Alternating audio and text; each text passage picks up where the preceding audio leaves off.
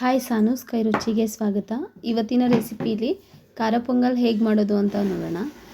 ಇದು ಮಾಡಲಿಕ್ಕೆ ಇಲ್ಲಿ ನಾನು ಅಕ್ಕಿ ಬೇಳೆನ ಇಟ್ಕೊಂಡಿದ್ದೀನಿ. ಚಿಕ್ಕ ಲೋಟದಲ್ಲಿ 1 ಲೋಟ ಅಷ್ಟು ಅಕ್ಕಿ, ಹಾಗೆ 1 ಲೋಟ ಅಷ್ಟು ಹೆಸರು ಬೇಳೆನ ತೊಗೊಂಡಿದ್ದೀನಿ. ಹಾಗೆ 1 ಗ್ಲಾಸಷ್ಟು ನೀರು, 1.5 ಗ್ಲಾಸಷ್ಟು ನೀರನ್ನ ಹಾಕ್ಕೋಬೇಕು. ಇದಕ್ಕೆ ನೀರು ಹಾಕ್ಕೊಂಡು ಬೇಯಲಿಕ್ಕೆ ಇಡೋಣ.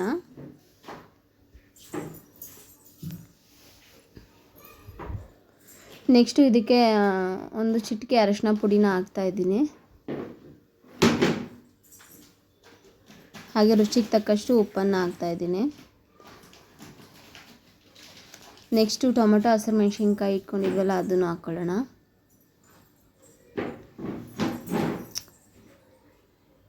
ನೀಟಾಗಿ ಮಿಕ್ಸ್ ಮಾಡಿಕೊಂಡು 1-2 ವಿಷಲ್ ಬಂದರೆ ಸಾಕು.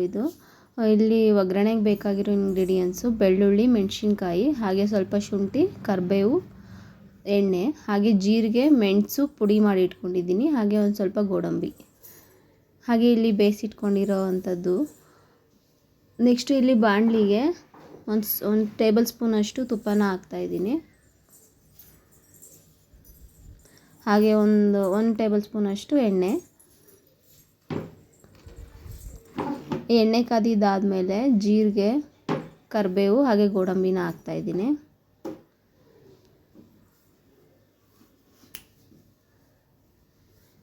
ಇದು ನೀಟಾಗಿ ಫ್ರೈ ಆಗಬೇಕು. ನೆಕ್ಸ್ಟು ಇಲ್ಲಿ ಶುಂಠಿ, ಬೆಳ್ಳುಳ್ಳಿ, ಮೆಣಸಿನ್ಕಾಯಿ ಇಟ್ಕೊಂಡಿದ್ವಲ್ಲ ಅದನ್ನ ಹಾಕ್ಕೊಳ್ಳೋಣ. ಲೈಟ್ ಬ್ರೌನ್ ಕಲರ್ ಬರೋವರೆಗೂ ಫ್ರೈ ಆಗಬೇಕಿದು.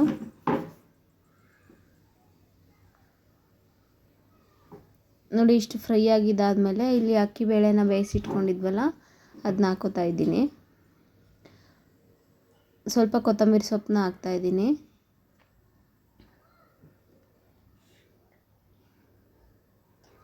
ಕೊತ್ತಂಬರಿ ಸೊಪ್ಪು ಹಾಕಿದ್ದಾದಮೇಲೆ ನೀಟಾಗಿ ಮಿಕ್ಸ್ ಮಾಡಿಕೊಂಡು ಈ ಟೈಮ್ನಲ್ಲಿ ರುಚಿನ ನೋಡ್ಕೋಬೋದು. ಇಲ್ಲಿ ಪ್ಲೇಟ್ಗೆ ಸರ್ವ್ ಮಾಡಿದ್ದೀನಿ ಪೊಂಗಲ್ನ.